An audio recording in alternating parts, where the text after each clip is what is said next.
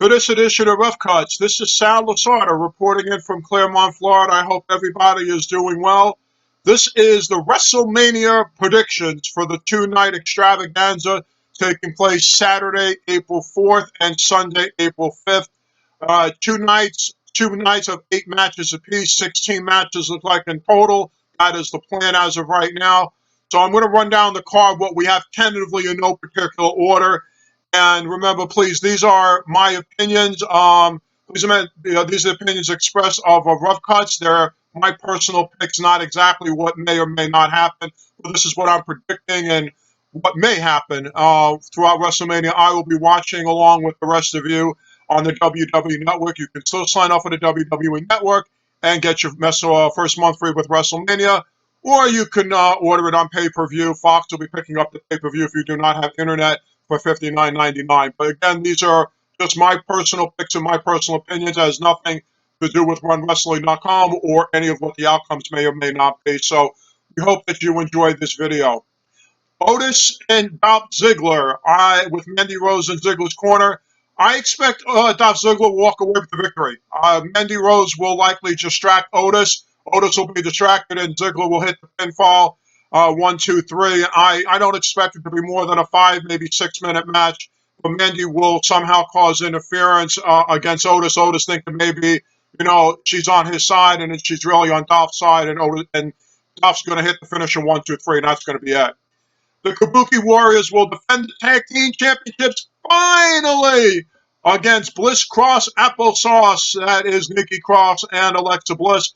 I expect that Bliss Cross Applesauce, Bliss and Cross will get the belts back. The Kabuki Warriors haven't defended the belts since last year, and it looks like maybe they may be going their separate ways, Osaka and Kairi Sane. So at least Alexa and Nikki Cross can defend it regularly. They're on TV more, and I think they'll get the relevancy back to the SmackDown Women's Championship. Maybe they could bring it to NXT. Maybe they could even bring it to Raw.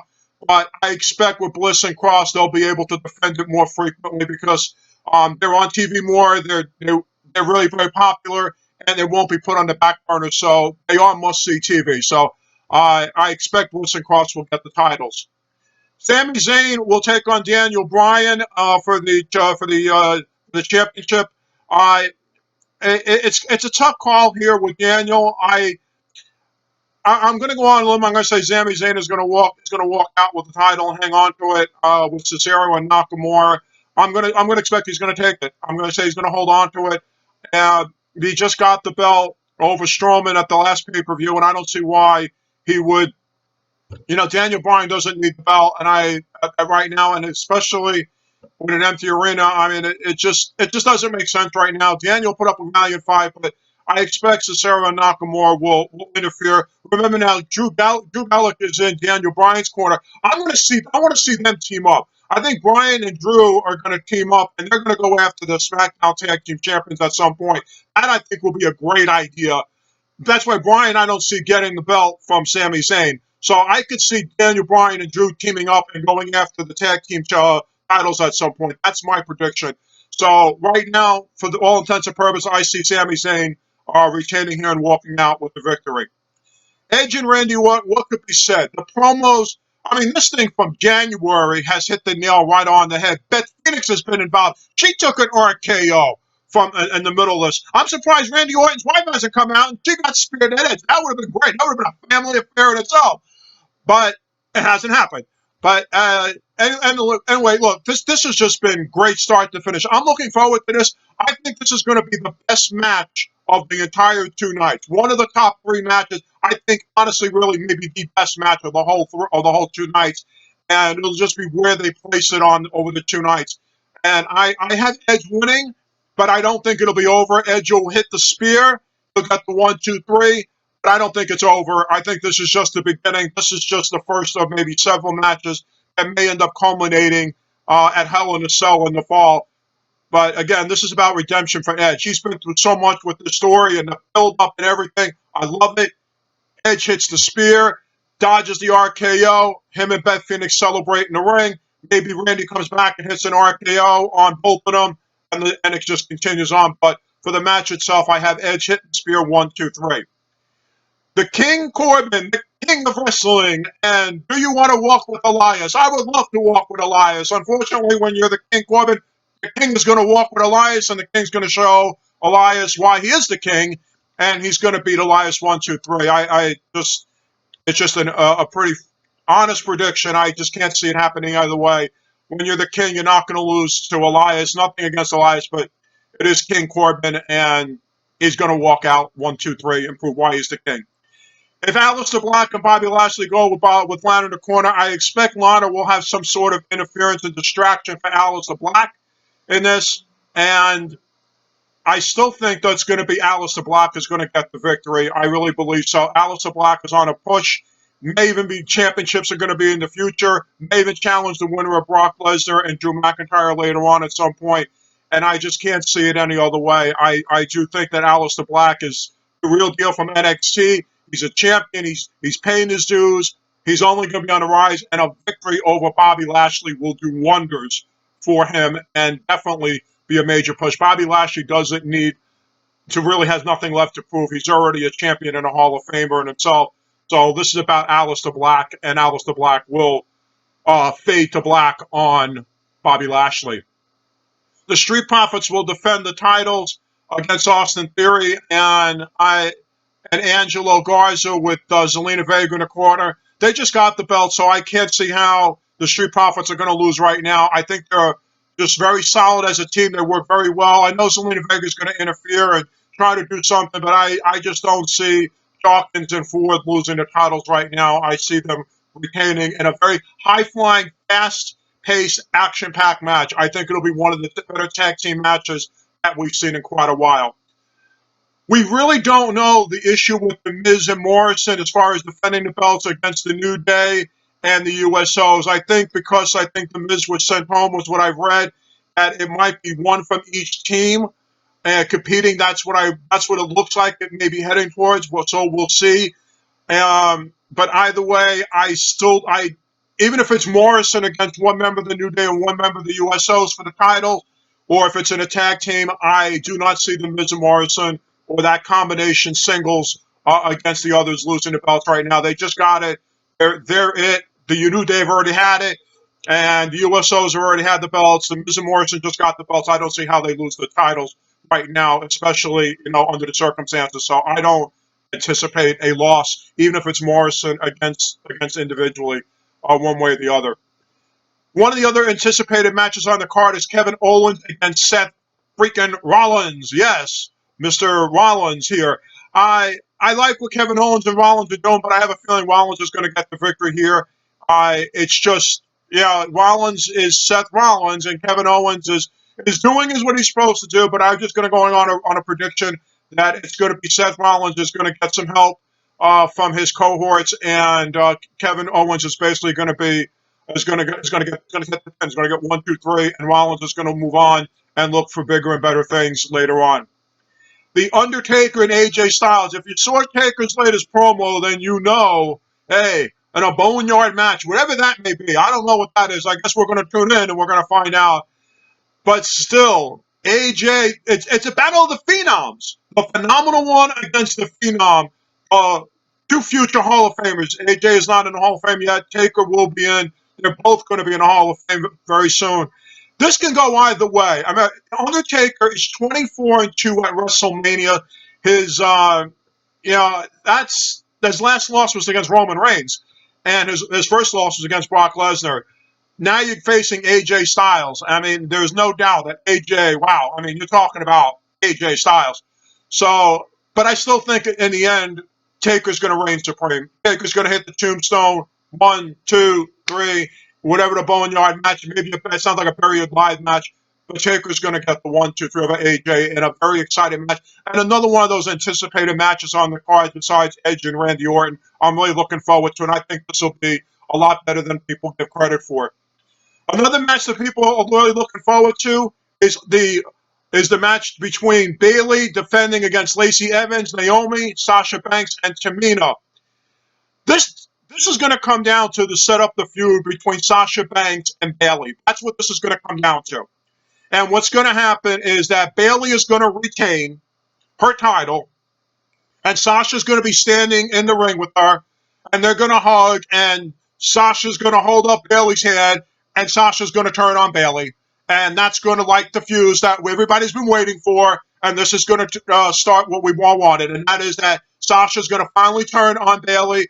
Bayley's going to go back to being a babyface. You're going to see Sasha being the heel that she is, and we're going to have the feud between these two when it's all said and done with, because that's what everybody's been clamoring for. We've been wanting it. Now we need something to light it, and we're going to get it lit. Bayley will retain, but Sasha's going to level Bayley at the end and leave her laying in the middle of the ring, and that's going to start this. But my prediction again, Bayley retains it, but Sasha's going to physically show her that she really is a heel, and we're going to see the story and the fuse being lit for these two. John Cena and the Fiend Bray Wyatt is taking place in a Fire Funhouse match. John Cena's coming back basically for a one-off, and I feel for Wyatt losing to Goldberg overseas in Saudi Arabia, so that adds to it. And also, this is about redemption for Bray Wyatt against Cena, so I'm going to say that Bray Wyatt's going to get his redemption for losing to Goldberg, and also for losing the last time they faced at WrestleMania. So I'm going to say that it's going to go, and this Firefly Flash, because John Cena is going to leave and go back and make movies and do what he does best. So there's no reason for John to win this match at all whatsoever. Bray is going to get the victory, and it'll be some kind of redemption. It'll be able to show, hey, I'm here. I know I lost to Goldberg, but I'm not going anyway. The Fiend is alive and well, and I took out the future Hall of Famer John Cena, and that's exactly what's going to happen. And no doubt in my mind, Bray Wyatt is going to be John Cena, and a very fast, action-packed, kind of gimmicky, surprisey type of thing. It'll be kind of that, but it's about Bray Wyatt, and Bray Wyatt will get the 1, 2, 3. Now we got the titles. Becky Lynch against Shayna Baszler for the Raw Women's Championship. I'm going to go on a limb here. I'm going to say that Becky is going to retain. Becky is going to retain right now. I just have a feeling that Becky is going to show why she is the man, and that she is the dominant force in all of women's wrestling, and she's going to show it against Baszler. I know Baszler was absolutely dominating in the Elimination Chamber, but this is where the man steps up and says, I got the title. You may have ran through everybody else, but you will not run through me. I beat Charlotte Flair. I beat Ronda Rousey and main evented last year's WrestleMania. And you ain't taking my title because I am the man, Becky Lynch. And she will retain her title and look for bigger and better things moving forward. Goldberg is not taking on Roman Reigns. We know that now. It's likely going to be Braun Strowman. Does this mean that Braun Strowman's going to get the title? No. I think what's going to happen is that Goldberg is going to hang on.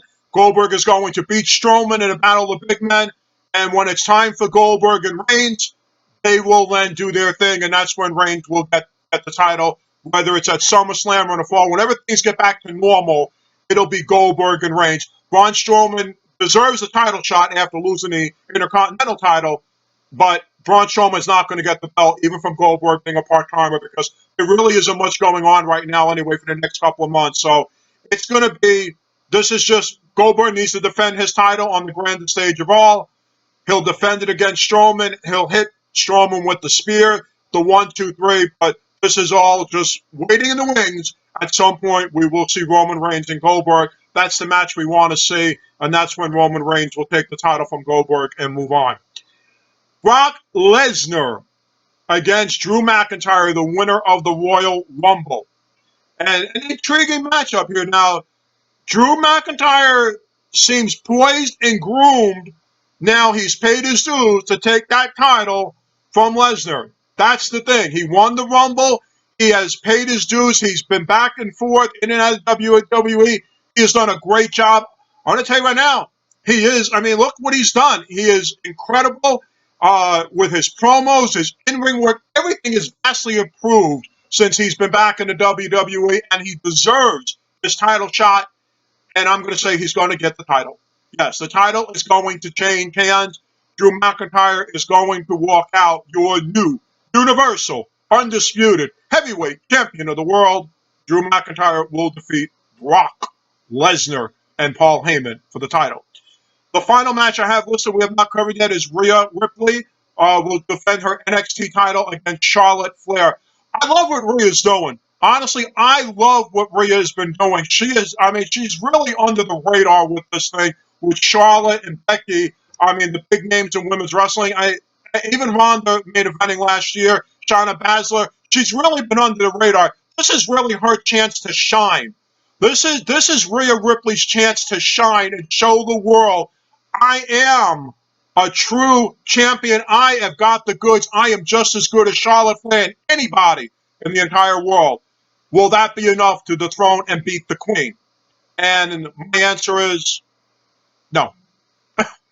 No. I think Charlotte Flair is going to get another title reign.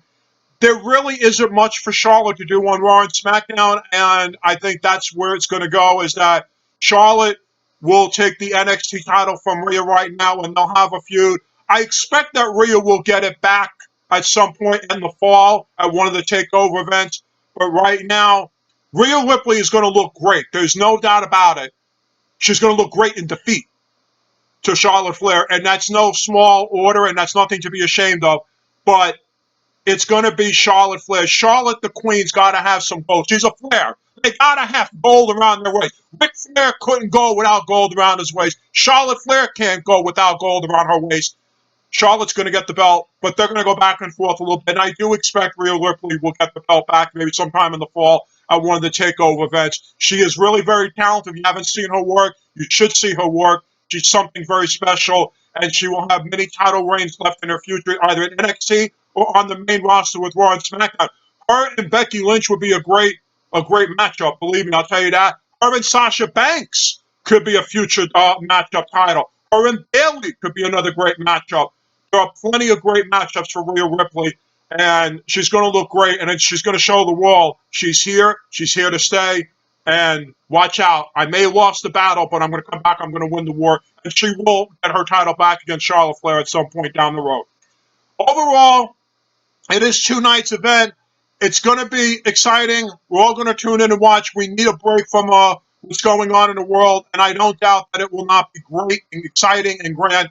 It's going to be, we're going to have a lot of great action, and I'm really looking forward to it this year. I wish it was held in Raymond James Stadium. We all wish that, but look, we need to take our minds off of things, and I encourage everyone and anyone to please either to tune into the WWE Network. You get your first month free, and sign up and watch the 2-night extravaganza and the pre-show. I'm sure there'll be a few surprises and things going along the way. We're going to have some great matches. These performers earn the right. Let me repeat this to everybody out there. These performers earn the right to compete and be a part of WrestleMania.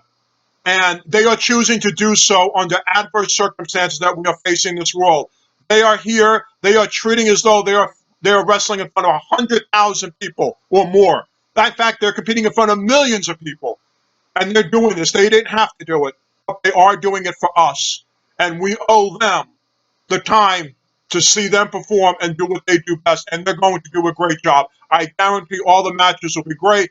But I'm going to say Edge and Orton is going to be the best match on the card by far. That will exceed all expectations. Also, The Undertaker and AJ Styles will probably be maybe the second best match on the card, along with John Cena and Bray Wyatt in the Firefly Funhouse. And let's not take away what we're going to see between Charlotte Flair and Rhea Ripley for the NXT Championship and all the other titles that are going on. We're going to see some great, great action, and I'm really excited and looking forward to it. For this edition of Rough Cuts, this is Sal Lasardo reporting in from Claremont, Florida. Please follow me on Twitter at @SLasardo. May all your matches be a main event. Prayers to everyone out there. May we all get through this. We will get through this. Please stay safe. And till next time, we will see you at the matches.